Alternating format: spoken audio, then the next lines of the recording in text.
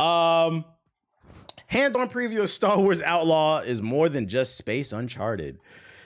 Over the course of an hour at this year's Summer's Game Fest, I got to play through 3 missions, each highlighting specific elements that round out the scoundrel gameplay loop from Star Wars Outlaws, the exploration, action, and space combat. And while there's room to criticize how some of the mechanics may feel derivative of games from other series, aka this is another Ubisoft game, my time with the game quickly persuaded me that Massive Entertainment is shaping up to be something special. The wreck began aboard a direct High Republic cruiser that's been sitting along an abandoned after being abandoned after crash landing. Dust, sand, and overgrown foliage fill the now empty bows of the vessel. The only visible light are the harsh rays that manage to squeeze their way through the cracks and holes left from years of deterioration. It's up to us to explore. I swear all games seem incredible when you're 12. Oh yeah, but you go back and play some of your favorite games as a child that you loved as a child, they're not as good as you remember. When you're a kid, you're just happy to have shit. But when you get older and you start to become a little bit more stingy with your time and money because you understand how the world and the economy works, assuming that you're a healthy adult that actually grew up and you don't spend your money on stupid shit all the fucking time, you become a little bit more picky and your standards get a little bit higher. Not everybody. I mean, look at the anime fighting game community. They get excited about every arena fighter, but most healthy adults, they become a little bit more picky and they raise the bar what they expect out of things. Visually, it's stunning to look at, and it's a clear Massive Entertainment are proud of the fidelity they achieved with Outlaws. The game is pretty okay. What follows is your typical platforming mission with Kay jumping, swinging, climbing her way deeper to the ship's bridge. While there were the occasional side rooms to loot and explore, reaching the main objective was ultimately a linear experience. Along the way, locked doors gate kept progression further into the ship. To unlock them, I had to overload small generators, each connected by a short power line. By switching my blaster to I had to switch my blaster to ion mode and shoot them with electricity. Although those generators were never too far from any given door, there was a small degree of searching I had to do to solve these mini puzzles. Seems pretty straightforward. That's why I never understood why people said the old gaming days were the best. What do you mean? In pertaining to what conversation? Hold on. And that's a bit of a reach. Now, that was a very Gen Z answer. Don't do that. Don't do that.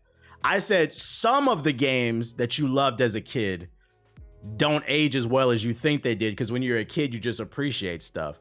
That doesn't mean gaming as a whole wasn't great. What are you talking about? Because one argument I can easily make is definitely gaming back in the day was there was much more passion in it. Even like my mod Cammy, she just started playing Mass Effect, and she said that's a 10-year-old game, 11-year-old game. She was like, I see why people love it. It just has more heart to it. A lot of these games, they just be trying to nickel and dime you. Don't do that. Don't do that. There was more diversity in games. They experimented more. There are things that didn't age well, and then there are games that are always going to be considered classics. It just depends on your experience with it. You get the actual complete game for $60. I'm saying, I feel like the gameplay in the PS3 era was peak. It was actually fun. I feel like the 360 PS3 era was great. I feel like that was the last generation where we weren't getting nickel and dimed and people were experimenting with games. Once the PS4, Xbox One era came in, the DLC era,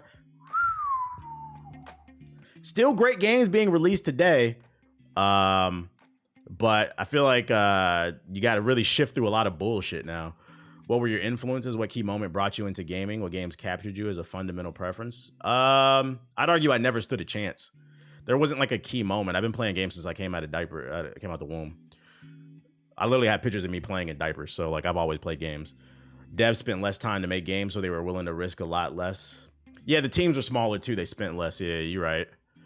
But to be fair, I don't mind games being updated over time. I feel like that about today's gaming. I don't mind games being updated over time. The issue is too many people I feel like the updates are too focused on how to nickel and dime the player versus how they can improve the player's experience. Because from my perspective, the player will spend a lot of money if you make a great product.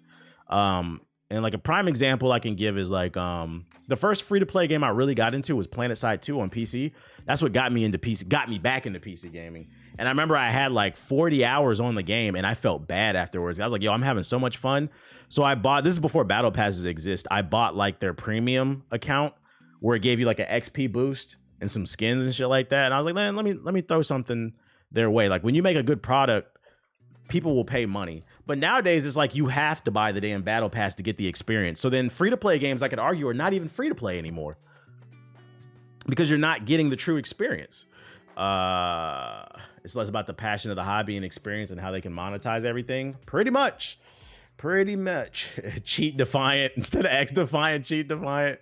Now, let me get back to this article. Along the way, locked doors gate kept progression further into the ship. To unlock them, I had to overload small generators, each connected by a short power line. By switching my blaster to ion. Oh, I already read that. Yeah, if you feel like, because what he said would spark the conversation. Yo, go back and play some older games that are like considered classic. Because in my opinion, if something is a classic, it'll always be a classic. You have classics for the time that didn't really age too well, and then you have classics that are like Mario 64, shit, Mario Sunshine, love that shit, bro. Was it good with streaming the Kendrick concert? I might. A highlight was the time platforming section. As gay, not gay. Happy Pride Month. As K gradually brought the ship's power back to life, so too did gears in what is that? Machines of the cruiser began to move once again to avoid losing handholds or being squished to death by large moving generators. I had to quickly jump and climb my way through several obstacles. All this felt surprisingly good to control with a certain level of stickiness given to Kay's platforming. Ugh, she's sticky. With the exception of 2 instances where Kay collided and slipped off a ledge I had to jump to, there was none of the typical jank I expect out of large open world games, let alone a Ubisoft game. If there was a mission statement Ubisoft wanted to make with the bulk of this level, was that their platforming, as much as everything else, was equally well crafted. Yeah. Where's the fun? The Relic, False Flag. What's the Relic? I'm not gonna lie, based off what I read so far, I still see like a 6 or a 7 out of 10. This just feels like another open world game. And the selling point will be Star Wars, but the game itself doesn't really sound that great. In the Relic, the key is tasked with infiltrating a syndicate hideout to steal a precious artifact. I'm told my actions are known as scoundrel will have consequences, and my reputation with Ashiga clans hangs in the balance. You went back and played Metal Gear 3 and 4 and loved it like for the first time? You mean I went back? True. There's shout out to Painful Melody. If I want to gain favorable reputation with Queen Ashiga, I can't fail the mission. I don't have you don't have to watch this on stream, but this is a great video. You know, when video games were simple. Sneaking through a vent, I managed to make my way into the clan hideout. It's a restricted area and there are guards and locked doors keeping me from my goal. I have to take these guys out quietly. I managed to take out 2 that are in my way before making it to a locked door. To override, Kay takes out her rhythmic spike as another locked door. Who cares, bruh? Where's the cool combat? Let's get to this. False Flag. I begin False Flag aboard an Imperial space station. My job is to destroy data without raising the alarm. The problem, there are stormtroopers everywhere. For the first meaningful time in my demo, I was able to use Nyx, my little companion, to help distract the enemies. By holding down the left bumper, I can command Nyx to a number of things. On the other side of the room, there's a stormtrooper leaning up against a wall that is watching a terminal I need to reach. Marking the trooper, Nyx runs over and distracts him by scurrying in front of him and giving him enough time to run over and take him down. After destroying the data, it's time to hightail it towards the ship waiting for me in the hangar. A squad of stormtroopers are waiting for me, and the only way to pass through them is to get through them. It's another time for a shootout. The enemies are much stronger this time around. They're equipped with plasma rifles and high-powered blasters. I have no choice but to hide behind cover. Using left bumper yet again, Nyx is able to grab a nearby gun and bring it to me. It's much stronger than my current blaster. I take out a few, giving me a long enough time to sprint straight to my ship. The Empire is relentless. However, I find myself in the middle of a dogfight against a number of TIE fighters. Kay comments that my best odds are to take them out in a nearby asteroid field. I'm not gonna lie, man. This game is like, blah. I don't know, man. We're playing Wukong. I think often what it'd be like if Miles Morales were to act like Riley from Boondocks, which also makes the character more accurate. Wait, what? What are you talking about? What are you talking about? No more locked doors. GTA 6 might be on the horizon, but Rockstar Games says more GTA Online updates are in the works.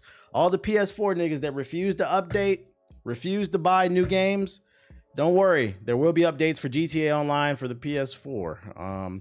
Grand Theft Auto 6 is set to launch fall 2025, which means we're a little over 1 year away from the highly anticipated title. And with a new GTA Online update on the horizon, fans have been speculating that the summer's update will be the game's last. But thanks to a new blog post from Rockstar, we now know that that's not the case. Towards the end of Rockstar Games' new Spire post on the bottom dollar bounties update, the studio urged fans to look out for the new drift and drag races in the Rockstar creator, as well as a host of new vehicles, experience updates. And see, this actually is perfect. And this I'm not even gonna read the rest of this shit. Basically, there's going to be updates for GTA 5 still when GTA 6 comes out. This actually is a great way to even kind of weave back into that conversation we were just having about how like games are different today. To me, this is a bit of a like, I'm not going to say a red flag, but it's a yellow flag because it means that they're not putting all their resources, their time, their love, their passion into Grand Theft Auto 6. A piece of their team will be allocated to updating fucking the PS4 version of the game. They're still going to be dropping PS5 updates. And do you know why? Because you niggas keep buying it. You keep buying card sharks. You keep buying the game over and over. So in turn, it might make GTA 6 worse.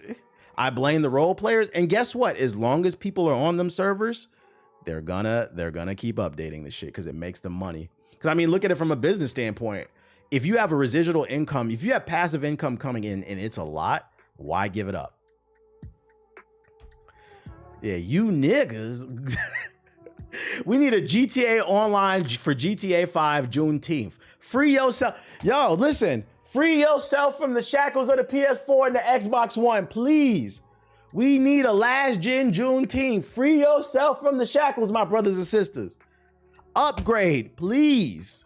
We're going to be on the PS6 soon. I ain't buying that shit, bro. I don't see a reason to upgrade. Is 2K coming to it? That's frustrating, man. For real, these motherfuckers need an intervention. These niggas need an intervention, bro. Need to sit them down just like the show on, what was it, A&E, the intervention show? Ah, the drug, well, it was intervention, right? Just sit all the PS4 niggas, all 40, 50 million, you all in one room. Listen, guys, and just get on a podium. I have a dream that you niggas will save $500 by stop buying new sneaker drops and stop buying fake Rolexes and other stupid shit that you don't need when you ride the bus, and upgrade your PlayStation, please. You know, the crazy part is, I don't know about the PlayStation, but I know for Xbox, if you go to the Xbox store, you know you can put an Xbox on layaway. Well, not layaway, but you could do payment plans for it, which is crazy. I'm not gonna lie. If you have to put your Xbox on a payment plan, you have to finance it. I don't think you should own it. I think but it is an option. You can go to the Microsoft store and finance an Xbox. Instead of paying $400 or $500, you can pay $50 a month until you pay it off. That way you can have some money left over for an extra controller in a game. I don't want to hear it, man. Y'all got options. You can use a firm or some shit.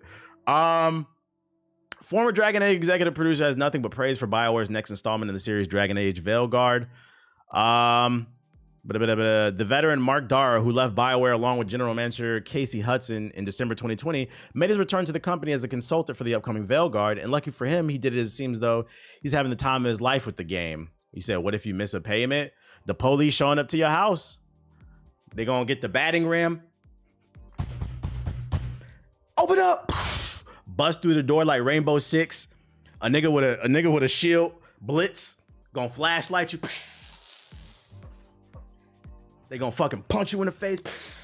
Then a nigga with a gun, he gonna stick the gun in your face while you bleeding on the fucking floor, crying and shit. What's this about? What's this about? Your mama, because you know you still live with your mama. She gonna be like, where's your fucking warrant? Where's the warrant? You can't come in here. Shut up, bitch. They show the warrant to your mother, so she gotta be quiet now. They fucking bust into your room, blitz with the light and shit. They flash the light again. Another nigga fucking bust the corner and shit with the flashlight. There it is. Nigga fucking get the Xbox, put it under that bitch. We're confiscating shit because you missed the payment. That's what they gonna do, bruh. That's what they gonna do. That's what they're gonna do. And the plot twist is, when they get to the front door with your Xbox, they look at it. Yeah, a whole cutscene. They look at it. You got roaches and Cheeto dust all over it. They said, nigga, just keep this shit. God damn. This how you living? You could keep this shit. The Microsoft said they FaceTime the Microsoft store. They're like, we don't even want it back. This nigga got cum stains and Cheeto dust all over his Xbox. You can keep it. Just pay us when you can. Anyways, we had already heard from the game director Corrine, who revealed a little bit of info regarding how companion romance works. She said, "I might be playing a straight male character flirting with Harding, but I choose not to pursue a romance. She might get together with I just want to hear about the gameplay. Combat is actually fun. I feel like I come back to the most insane moments. That would be so embarrassing, but that's how people really live. Like, you really have to think about it. How did you get roaches in your PS5? How did you get roaches in your PS4? I've never had a bug in any of my consoles. I really need to understand how you're living, bro. Like, you should barely get any dust on it if you just elevate it. Why is your shit on the carpet? Why you pay for a $500 computer and put it on the carpet? I don't know why my shit don't work. Because you shuffled your feet on the carpet and then touched it and blew it up. In an interview with Game Informer, Mark Dara, who's the consultant of Dragon Age, the Veilguard, had a lot of great things to say about BioWare's upcoming 4th major game in the Dragon Age franchise. Insane rant? It's a real rant, bro. Yeah, those PS4 Roach story, that shit was crazy. Like, your priorities are fucked up. You got bugs in your damn console. What I see from Veilguard is a game that finally bridges the gap, said Dara, after gushing about how much fun combat is now compared to how it was with previous entries. Dara said that the combat in previous Dragon Age games got to the realm of combat wasn't too bad, but now the formula seems to be just right by injecting a big dose of entertainment. How y'all feel about that? Based off what you've seen, y'all agree? You have the focus on Rook, on your character, but you still have to control you still have that control and character coming into the combat experience from other people in your party. Echoing his sentiments, BioWare's general manager said that he had witnessed Veilguard's combat mechanics throughout its development and now loves how fluid it is without losing the deep RPG structure that the game is known for. I love that balance of real-time fluid action, but also the ability to have the depth in the RPG, not just in terms of pause and play, but the depth in terms of how you bring your companions into the battlefield. I like the gameplay that I saw for this joint. Bro, I work for a rental company and we have to repo niggas' consoles. Half of them got roaches in them. I'm telling you, one of the saddest things about being an adult as you get older, you'll start to really notice it probably around maybe like 25 up. One of the saddest things about becoming an adult is you start to realize those bums, those junkies, those chronically, not unemployed, because I get it, shit happens, right? I'm talking about chronically unemployed people, those hobosexuals. The chronically unemployed people that you see on the streets, a lot of them are going to become your friends. The people you went to school with, maybe even some childhood friends on your block, and you have to make the conscious decision. Do you want to stand next to that, or are you going to walk your own way? Because, like, what do you mean your PlayStation 5 got repoed? That doesn't even, like, click in my brain. Why are you renting a PlayStation? If you have to rent a PlayStation, you don't need a PlayStation.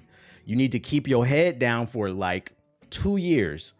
Put in work, go to school, go to a trade school, pick up a trade, electrician, HVAC, plumbing, go to higher learning, become a doctor, lawyer, engineer, something, architect. Put your head down. You don't need to be playing 2K. You don't need to. And then they sit around and they ask these questions. Why don't the beautiful women want me? Why don't the men that I want to be like want to hang out with me? I'm going to tell you why. As a man that is doing pretty good in life, one of the things that I told my girl, I don't hang out with bum ass niggas, bruh. I don't. I hang out with married men that have jobs. All my friends are employed. I do not want to be, I don't give a fuck what it sound like. I do not want to be around unemployed niggas because that shit will fuck with you mentally. Full Sail University ass niggas, bruh. If you can't do something for me, I don't want to be around you. No, thank you. It doesn't mean I sit around and use people. It's just iron sharpens iron. How you want to be a wolf, but you still running with the puppies? What are we talking about here? Like, what are we talking about here? I remember, we on a whole like real life tangent. I remember we was at dinner. It was like Valentine's Day.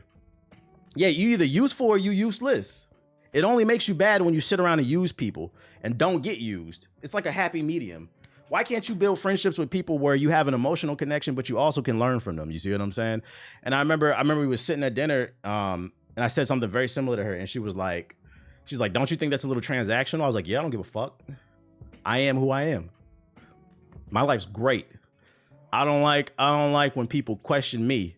If your life ain't like me, don't question it. Thank you.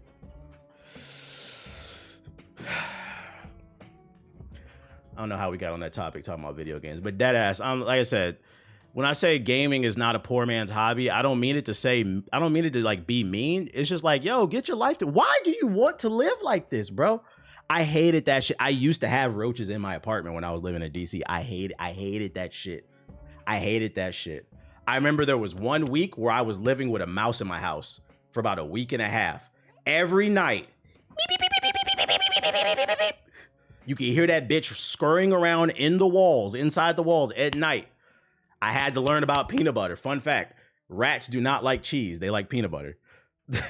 I had a Mickey in my house. I had to catch that bitch, bro. Why do you want to live like that? I hated that shit.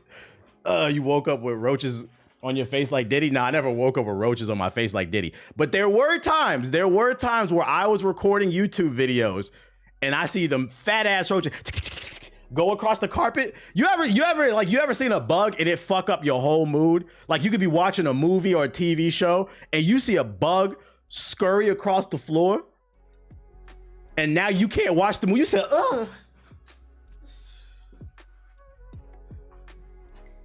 Now you think you feel something on your skin. It could just be your hair, right? It could just be your hair, but you think it's the rope.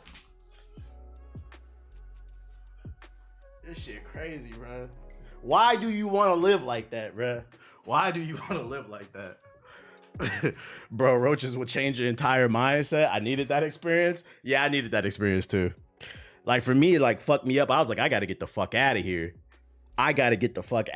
Bro. I had an Xbox 360 and I said, I'm gonna just play the games that I got. I don't need no games right now. I'm gonna just do what I gotta do to get the fuck out of my situation, bro. Why do you keep unlocking memories, nigga? So it's like, yo, if you like going back to what originally started this argument, if you have to finance a PlayStation 5, you don't need it. You just want it.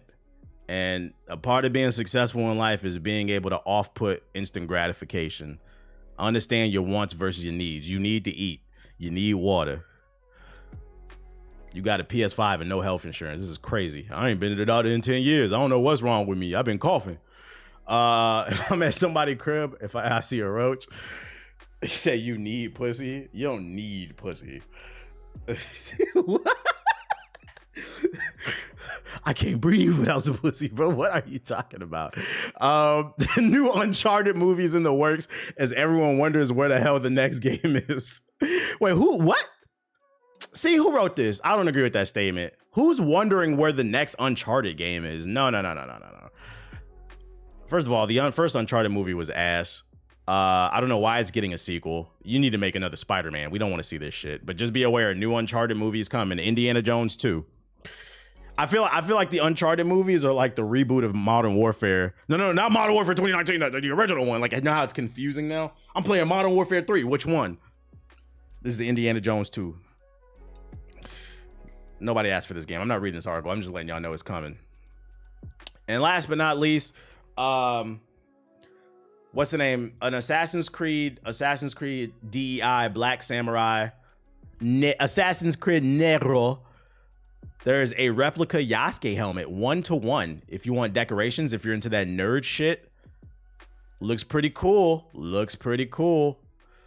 you need something to update your man cave, your woman cave, whatever, your gaming space, your nerd space, if you're into it, they have a 1-to-1 Yasuke replica, and it's on sale if you pre-order for $675. But it's normally $750. Who in the chat got that? Who got $750, chat?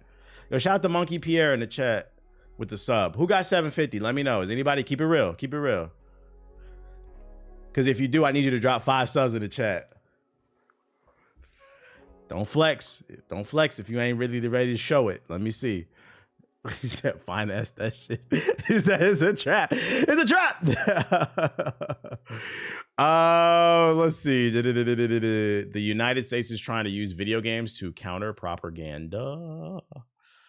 Let me open my other joints too. Put that over there. We got some woke news. We got the daily woke update. Your daily woke update. In today's edition of Fighting the Good Fight against the wokies, the ultra-left leaning liberals, breaking news, apparently there's a Call of Duty skin for the boys, in which when the game first launched with this skin, as you can see, she had a little Debbie cake back there, but apparently the game has been patched to now she has a Taylor Swift.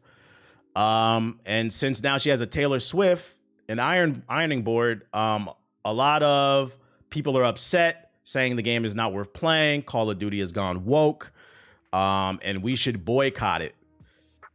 Yeah, she's got the pancake, the flapjacks back there. So, yeah, niggas is horny. So, you guys think this is a good fight worth fighting? This is a good fight worth fighting? What a freak. I'm so sick of this shit, bro. You know what's funny about this? Like, this shit is in first person, so if you buy the skin, you can't see the ass anyway. The only way you would see the ass is if somebody buys the skin and they're in your game, and the chances of you running into this are almost slim. It's like a 50-50, ain't it? You have to hope somebody's in your game with this skin to even recognize that. But if you bought the skin and you equipped it, you're not going to see it anyway. So what difference does it make? Yo, shout out to Manzia Mustafa with the 5 gifted subs. I appreciate you. Touch grass. Touch grass.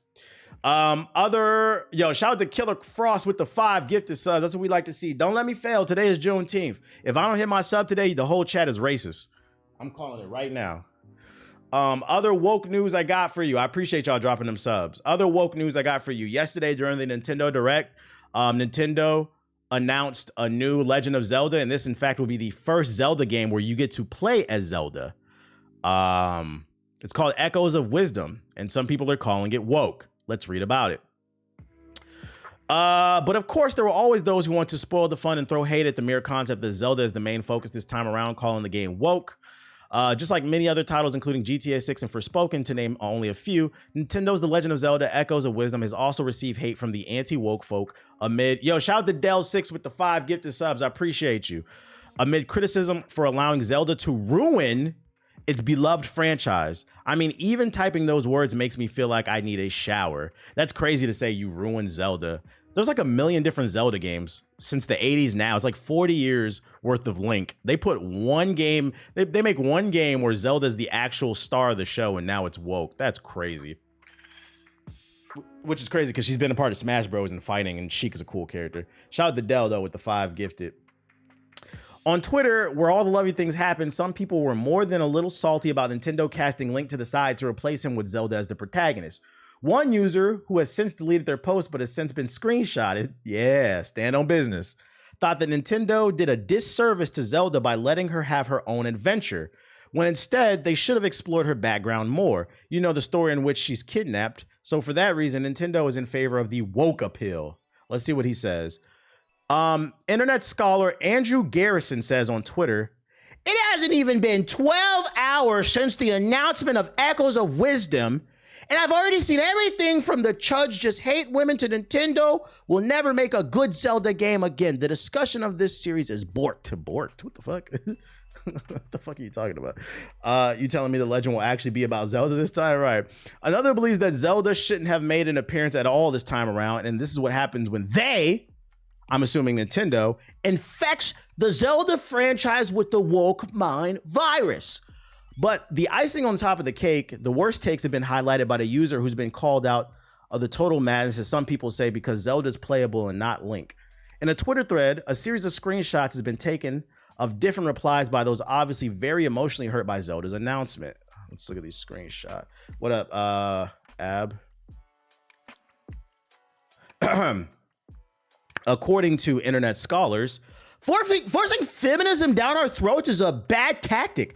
You're not getting more girls or women to play or watch ruined movie franchises this way. Zelda has gone woke. And what in the woke is this hot garbage? And it's the end of an era, guys. It's been fun, fellas. Nintendo has been compromised.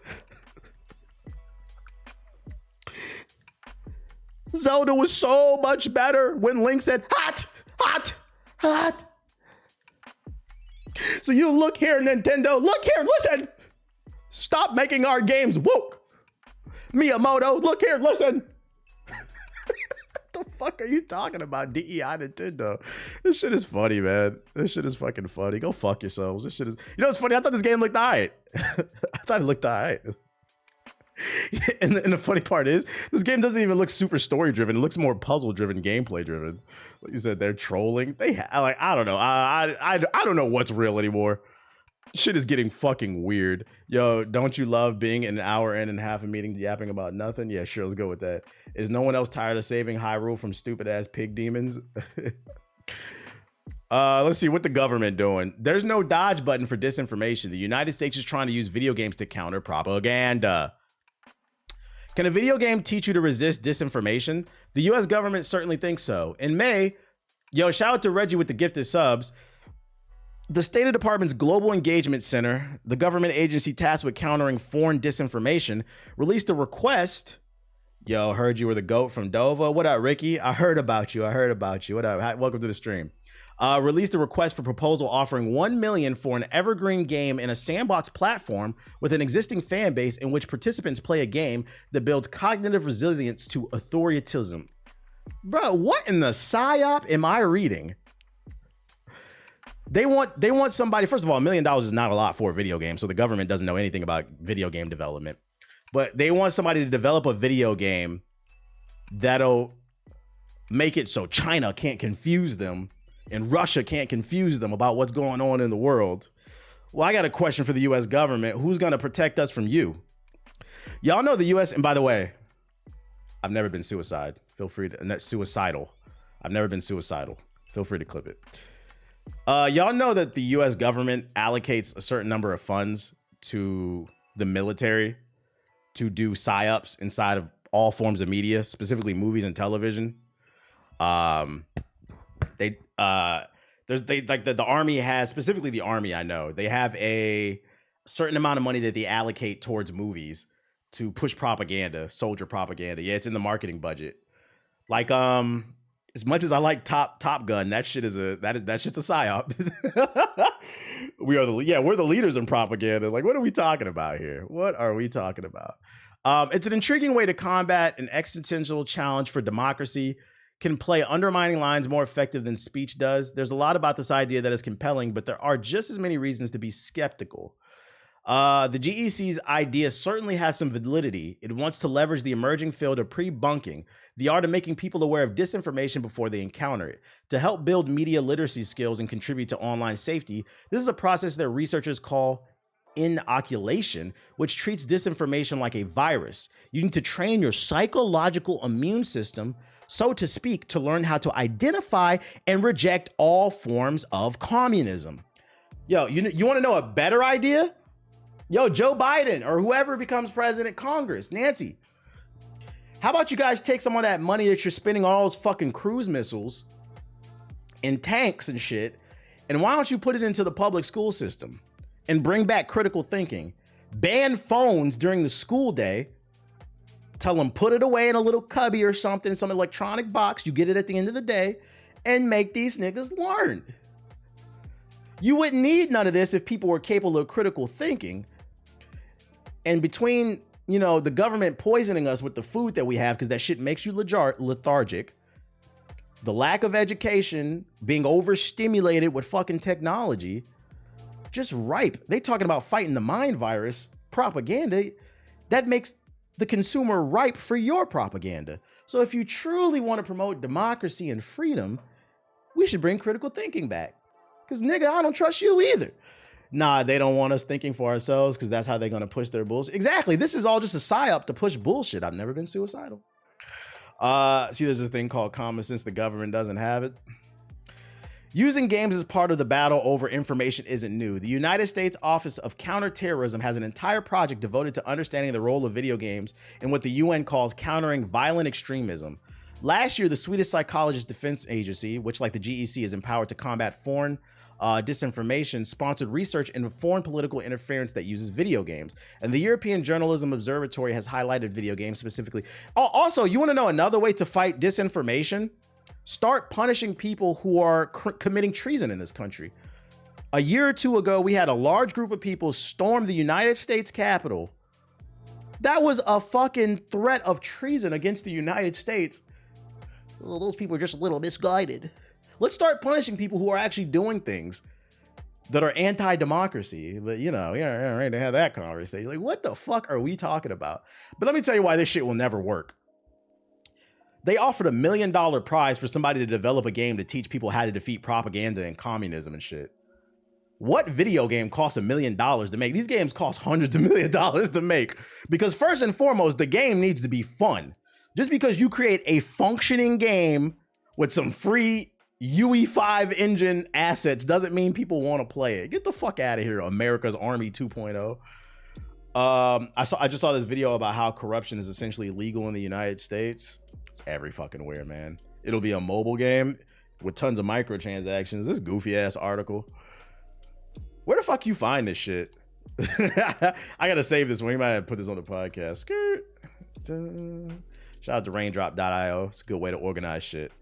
Full Sail University game coming from the US government. On their sides, those games have seen as martyrs. I remember when I was in high school, I remember it was the Army and the Marines. They would always have days where every military branch would come to school. First of all, is that not propaganda? I feel like that's not appropriate. You didn't ask my parents if you were cool with the Army coming to school to have a career day and talk about all the opportunities. Nigga, if I want to go to the military, I'll go to the recruiting office. That's a very intentional thing. Nobody just accidentally walks into the United States Army recruiting office. So why are you in the fucking school system? Let's educate the kids. How about that? Never been suicidal. But I remember when I was in high school, and it's probably worse now because the recruiting numbers are down. But I remember when I was in high school back in from 04 to 08, I remember the Army pulled up. Them niggas had Humvees with the fucking turrets on the top with a big ass plasma screen. It was like, come play America's Army. Really live out your dreams. This shit is not a video game, bro. They send your ass over to Afghanistan. You're not respawning. And the worst part is, it was some little jarhead ass niggas playing that shit. This shit's so cool. Where do I sign up? Another lost nigga. Literal took this shit is we got the prison pipeline, we got the prison pipeline as well as the military pipeline, bro. Does the Navy have a Twitch channel? Yeah, I'm not gonna lie, that shit was so fucking funny. They all got Twitch channels. The Army got a Twitch channel. That shit was so funny when they first came out with it. I remember I sat in there for like an hour and the chat was just moving nonstop.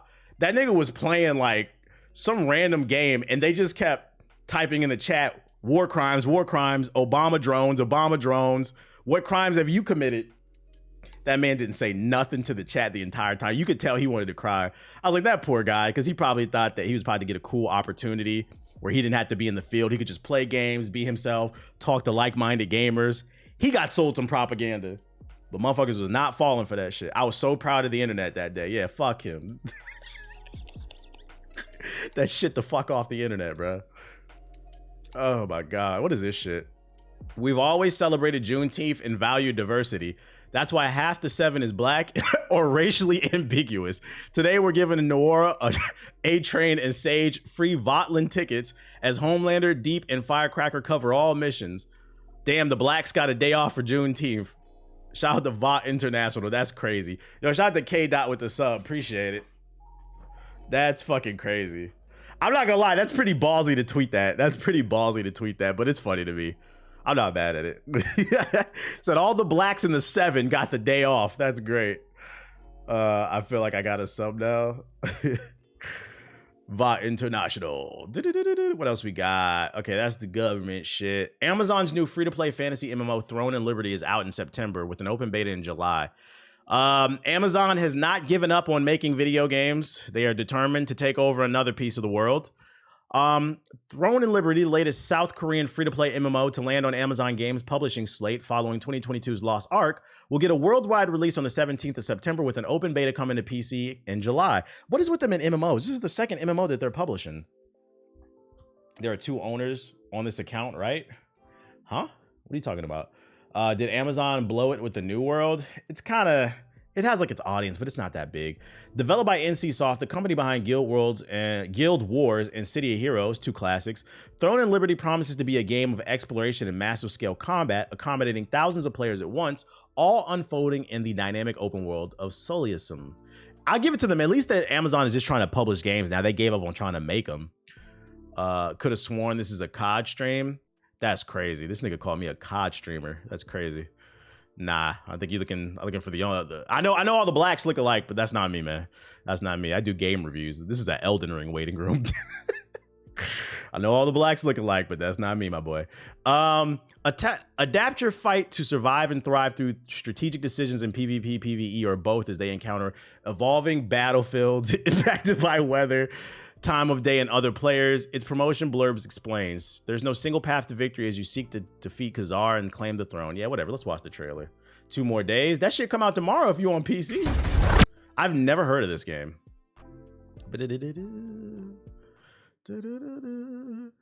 He said not on Juneteenth. Ashy ass trailer.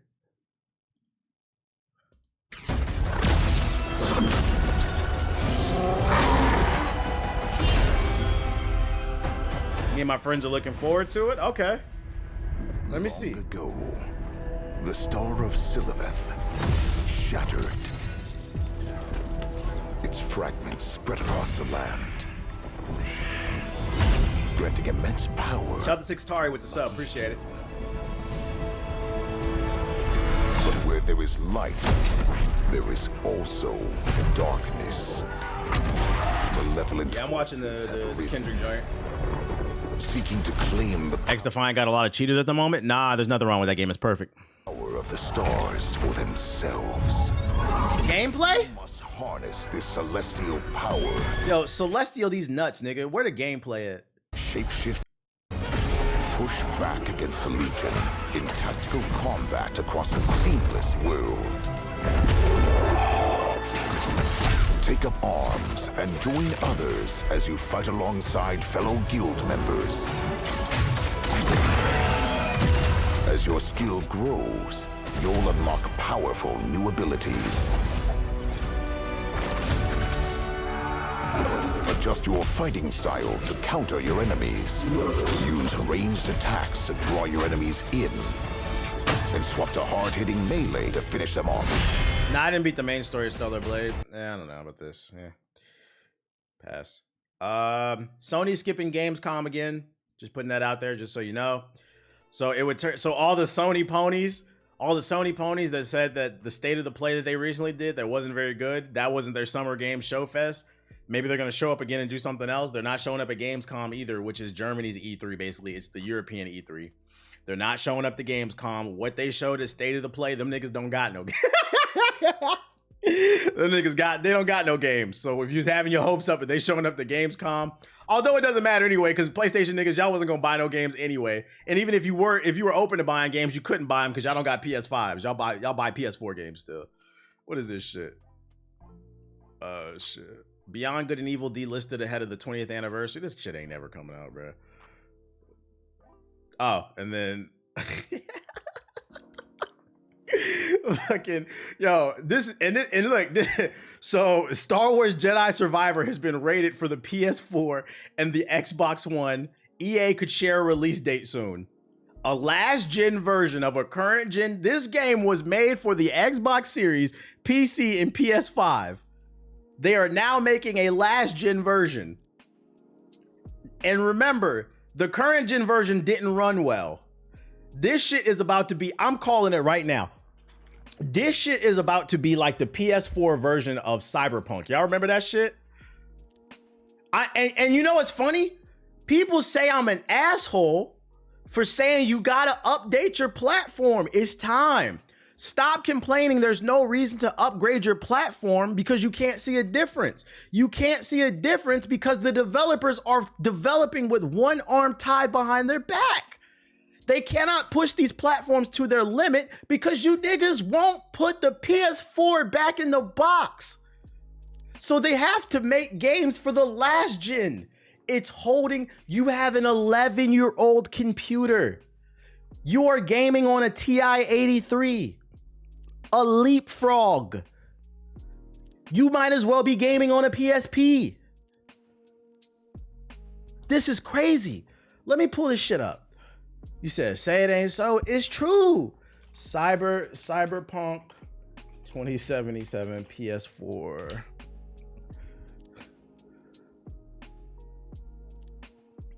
A high rate of violence and more people living below the poverty line than any.